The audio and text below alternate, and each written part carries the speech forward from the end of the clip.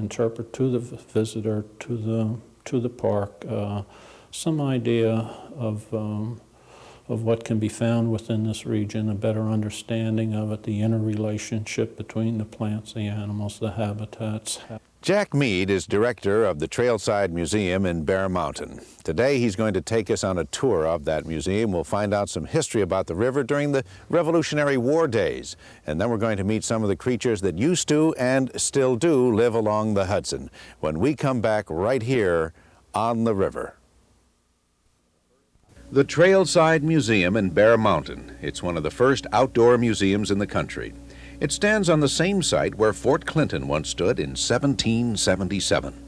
It has about a half-mile of nature trails along with 4 museum buildings, one of which takes us back to the years of the Revolutionary War. Jack Mead, the director of the museum, says the main purpose of the Trailside is to create a public awareness about the importance of preservation of wildlife in the Hudson River Valley.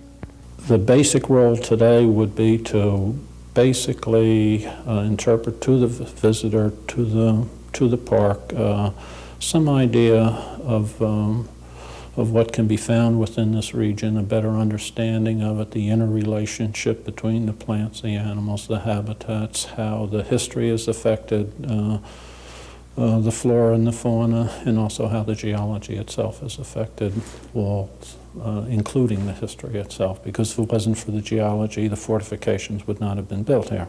So that's basically our role today. Plus mainly just so people just enjoy themselves for a day and possibly just get a little insight into something which they're possibly not interested in, which is worthy of preservation. Since its creation in 1927, Jack says the public response has been fantastic. We get approximately 500,000 people a year, which is a very large attendance. I would say it's only been in recent years that the State Museum itself in Albany has exceeded 500,000. So we've been getting 500,000 for quite a number of years. So we're no shortage of visitors. The main exhibit in the Historical Museum is a push-button map which portrays the history of the forts, Clinton and Montgomery. Both of these fortifications preceded the construction of the U.S. Military Academy, or West Point, the fortifications at West Point. They served the same role during the Revolution as West Point did, but from a period of 1776 through 1777. Whereas after they were captured by the British in 1777, October 6th, the Americans, instead of rebuilding their fortifications here, decided that they would rebuild them at West Point.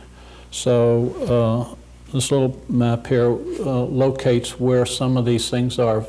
Fort Montgomery being built just north of Popolopan Creek, just approximately a quarter of a mile to the north of here.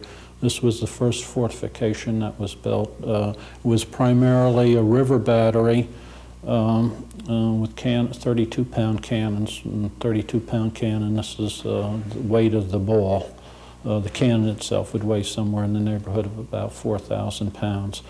The idea was, as you can see, was to be able to fire down the long reach of the river. Also, and due to the narrowness of the river at this point, this is where they decided to stretch the iron chain across the river to prevent the British from going northwards. In addition to the iron chain, there was a boom to be in front. This was floated on a series of logs, and this was to stop the British ships before it impacted into the chain. So with the fortifications in the chain, they hoped to prevent the British from gaining control of the entire Hudson Valley. After starting Fort Montgomery, they realized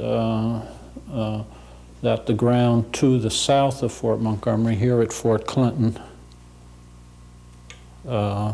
was approximately 25 feet higher. They were concerned that the British could land just to the south of here, gain this height, and be able to fire right into Fort Montgomery and control the fortification there. So they decided it was necessary to build fortifications here.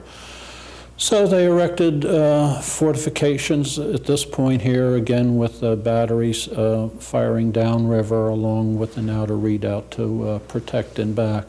This was the situation that existed in the summer of 1777. At this time, the British had in place a plan to capture the Hudson River. General Burgoyne was to come from Canada down through Lake Champlain. Barry St. Leger was to come through the Mohawk Valley. Sir William Howe was to sail north from New York City with his main British force.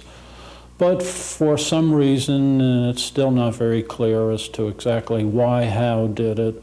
He went to Philadelphia, leaving a small British force in New York City under the control of Sir Henry Clinton. As the events proved, Barry St. Leger was turned back at Herkimer. Burgoyne got himself into trouble after taking Ticonderoga. With the Battle of Saratoga, he was at the point of realizing that he could no longer advance southward and he couldn't retreat northward. He asked for help from Sir Henry Clinton in New York City. So Sir Henry Clinton, having just received reinforcements from New York City just prior to October, I think in September, he mounted an expedition of approximately 3,000 men. They sailed northward. On October 5th, they landed at Verplank's Point. The main American army was stationed over at Peekskill. A good portion of it had been pulled out to follow Howe to Philadelphia. Washington had pulled out most of the men, leaving a small force there. Anyway, the British whole enterprise was to make the Americans on the east side of the river feel the attack was going to be at Peekskill and Continental Village, where the main American stores were. On the following morning, on October 6th, they landed at Stony Point. They marched up through the mountains, up over the Buckberg, through the pass atop the Dunderberg, down into Doodletown. At Doodletown, the forces divided. One force under General Vaughan going east of Bear Mountain, the other force under Lieutenant Colonel Campbell to the west of Bear Mountain. When both armies were in position approximately at about 4:30, 5 o'clock in the afternoon, and after surrender had been refused by the Americans, the British stormed both of the fortifications and captured both of them. The fortifications were highly undermanned due to the fact that they were quite extensive in size, and since most of the forces had been pulled out of the highlands, they had approximately only about 700 to 800 men to defend both fortifications, which was virtually impossible. After a final assault by the British and the falling of the forts, the Americans set fire to their vessels, which were in the river protecting the chain. After cutting the chain, the British sailed northward, took Fort Constitution, and then sailed northward to Kingston and set fire and burned Kingston on October 16th. After the burning of Kingston, and before they could move forces northward to aid Burgoyne, they had received notification that Burgoyne had been defeated. Sir Henry Clinton wanted to continue up the river and gain control of the river, but he had received instructions from Howe at Philadelphia to send all available forces to Philadelphia. So, in a sense, the British had their opportunity to capture the Hudson. They had the Hudson, and they just threw it away at this point. Thereafter, after the British pulled out of the Hudson Highlands, the Americans, instead of rebuilding their fortifications here at Fort Montgomery and Fort Clinton, decided that the fortifications should be built at West Point. To illustrate the British attack on the fortifications, a battle scene has been created with model soldiers. What you're looking at here is an attack on Fort Clinton and Montgomery, a small diorama. In the background, you can see Fort Montgomery just to the left of the Hudson River. We're looking northward. The small mountain to the right is what is known as Sugarloaf Mountain. And the model shows the final assault by the British on the outer redoubt of Fort Clinton. After the British had captured Fort Clinton itself, that had fallen, they took their entire forces and diverted them towards the outer redoubt here, which was one of the stronger points of the fortification. It was defended by approximately 90 Americans, and after a short period of time, the British were able to overrun the fortifications, and most of the Americans within the redoubt were captured. What few could escape went over the walls and fled northward. This little group of figures here depicts Count Grabowski, the death of Count Grabowski, who was an aide to Sir Henry Clinton, who was the British commander in charge of the British forces. And it is stated that he was buried on the spot where he fell. Exactly where, we don't know. We have not found him yet. This exhibit deals with the key element of defense used by the Americans to ward off the bad British troops. And that was the chain they stretched across the river here at Fort Montgomery to Anthony's Nose in the background. The upper part shows maps of how this chain was to be constructed. Over on the left is a link of the chain, which is a copy. The original is at Washington's headquarters at Newburgh. The diorama depicts the chain stretched across and floated on large white pine logs. In the front of the chain, there's a smaller raft, which they called a boom. This was designed, one was for British ships that were trying to break through the chain, they would strike the boom first, and this would slow the motion of the ships down. And by having the chains there, then the batteries at Fort Montgomery could easily fire at the ships and destroy the ships. The two vessels that you see are the Montgomery and the Congress. These were two of the 13 original ships built for the United States Navy. They were both destroyed after the British captured fortifications. In the background is the sloop Camden. Also on display are some of the weapons used by the troops. The bayonet was placed on the end of the gun, and this just turned the gun into a nice big long spear, which was very effective for troops assaulting fortifications or any type of combat. A funny looking thing there where you see two half, where the cannonball appears to be divided, and an iron bar in between is what is known as a bar shot. They used to fire this out of the cannons, and the purpose of it was so it would spin in the air, and as it hit the rigging of the ships, it would tear the rigging out. The ball to the left is a cannonball. This is where the hollow spot in there is to where they would fill that with powder. They would drive a wooden fuse in there, and they would cut it to the length they wanted. So it was acted as a timer. So when it was fired, the powder would start burning in the fuse, and then it reached a certain point, then it would set fire to the powder in the ball, and this would explode. Otherwise, the cannonballs are all solid iron. And their main purpose was just to plow right on through the decking of ships or knock down the fortifications. They're musket balls. They're made out of solid lead. That was what they used to fire from their rifles.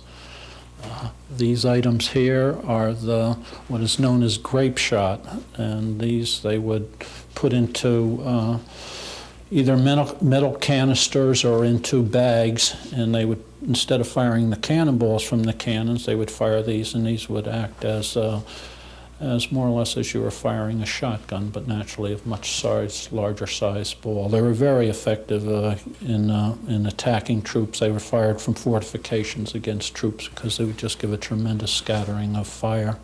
Up above you can see the lead aprons on the right. They were used to they'd strap these over the touch hole of the cannons. The lead aprons, that would prevent the water from getting down into the barrel of the cannon.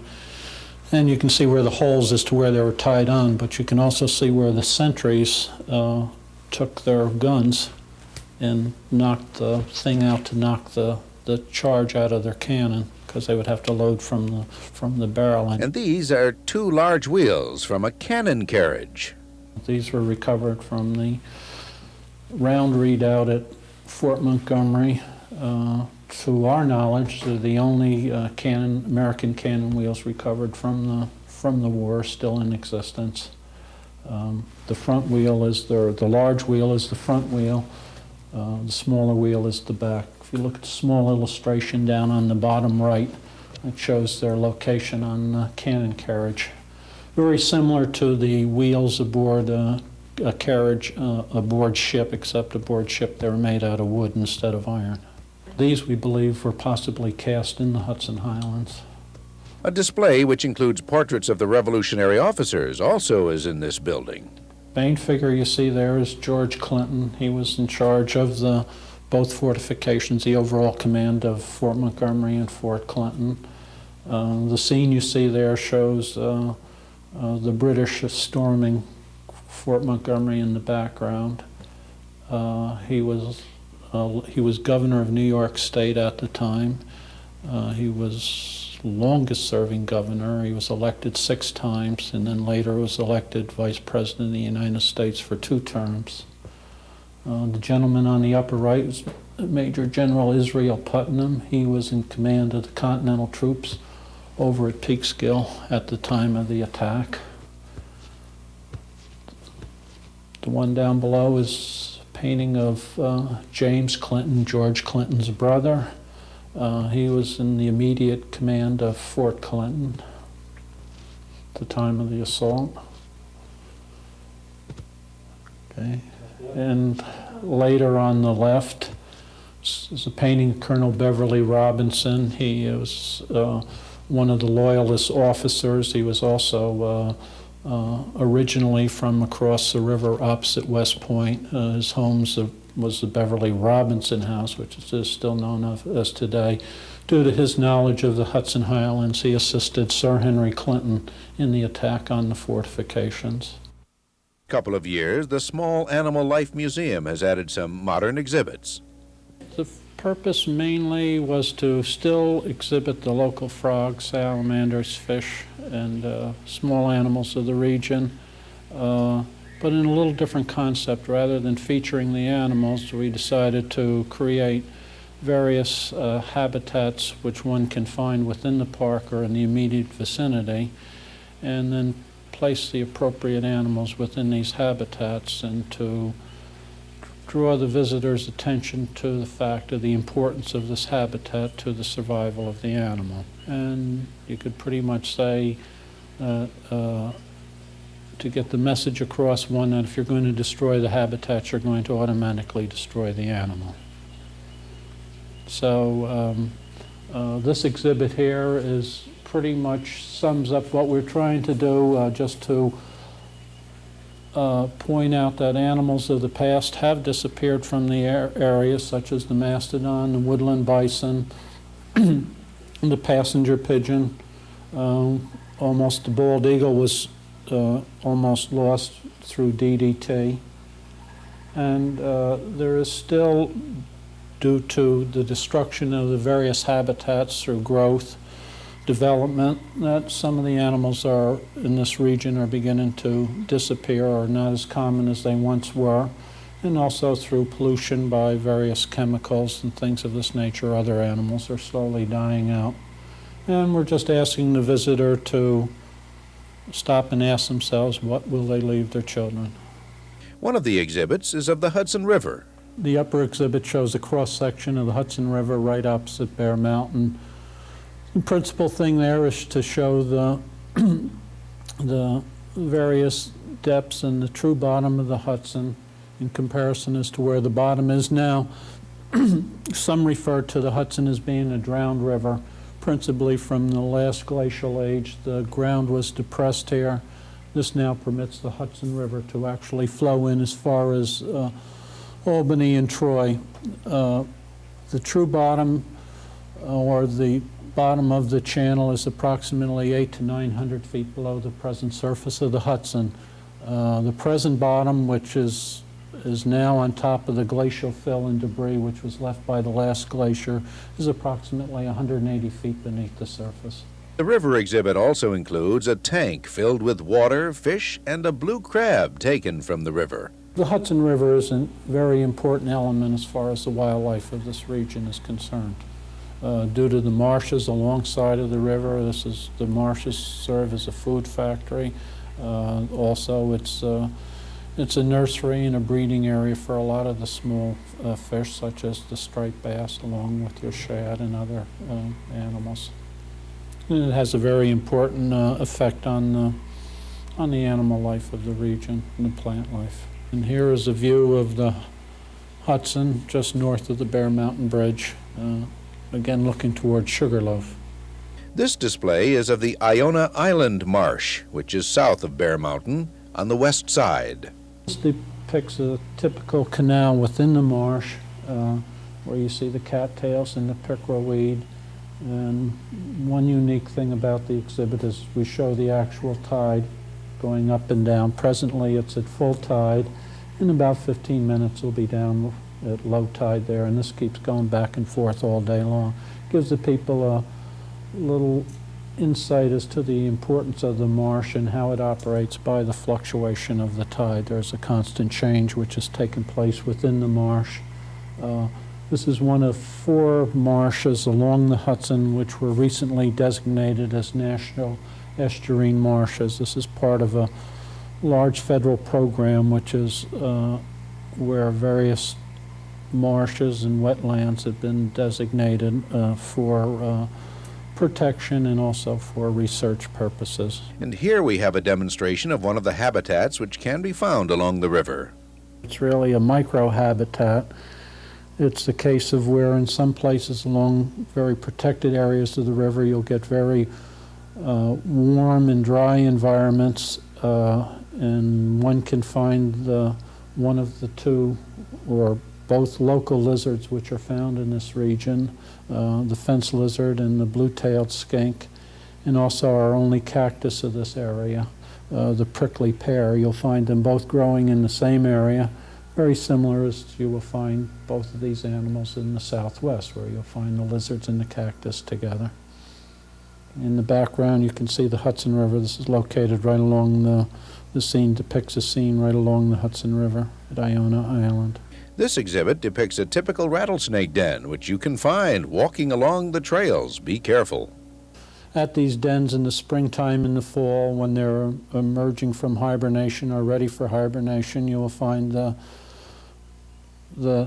2 poisonous snakes of this region, the timber rattlesnake and the copperhead together. You will also find some of the other snakes which will hibernate in the same area.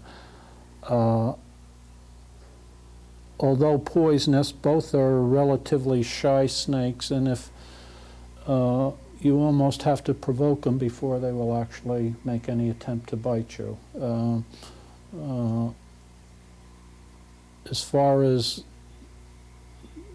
the danger of these snakes are concerned, off to the right you will see 3 mushrooms, which is the fly mushroom, and more people die annually from eating poisonous mushrooms than they do from actually bites of poisonous snakes. The rattlesnake now is on the endangered list in New York State, and it's actually protected.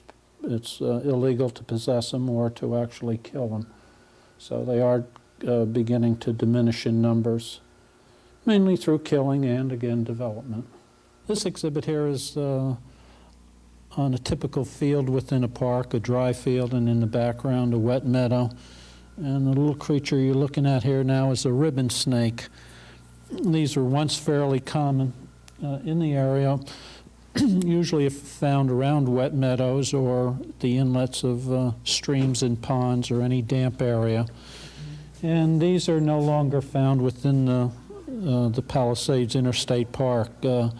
We believe they were possibly killed off by the spraying of DDT against the gypsy moth in the early years, but we're not quite sure as to what killed them off. But they are no longer found here. This one actually came from upstate New York. Once very populous in this area was the smooth green snake. However, for the past 40 years, there haven't been any records of them. This one came from Virginia. This one feeds on, basically in the wild, he feeds on green caterpillars, green insects, and small soft-bodied insects. We presently feed him with crickets. He likes crickets. And the whole idea of the exhibit is to point out the marvelous ability that these animals have adapted to as far as for protection is concerned. One, for concealment by being green, blending in with the vegetation, and also permitting them to be, on the other hand, hidden from view from the animals which they are feeding on. As for the future of the plant and wildlife along the river, Jack says there may be a need for some concern. To some degree, I think there's certainly much greater awareness of the concern for a lot of the animal and the plant life. I think the greatest danger is, which is something which is going to be very difficult to control, is the tremendous growth which is occurring throughout the Hudson Valley. Just normal growth where people wish to live, housing developments, shopping centers, and things like this, which all go along with it, are just going to use up the various habitats for a great amount of the wildlife of this region. So I'd say that's probably the greatest danger. But otherwise, certain animals have come back very nicely due to the Conservation Department's programs with the bald eagle, the peregrine falcon. These are making excellent comebacks. But there are other ones which are just slowly going downhill, and there's really no good, clear understanding as to why, other than possibly just increased growth. So it's not just the communities that are concerned about the growth of their various municipalities, such as how many condominiums are coming in or not, but there are people who are concerned too about the little creatures that still hang around on the river. Thanks for joining us this time. We'll be back next week, same time, same place.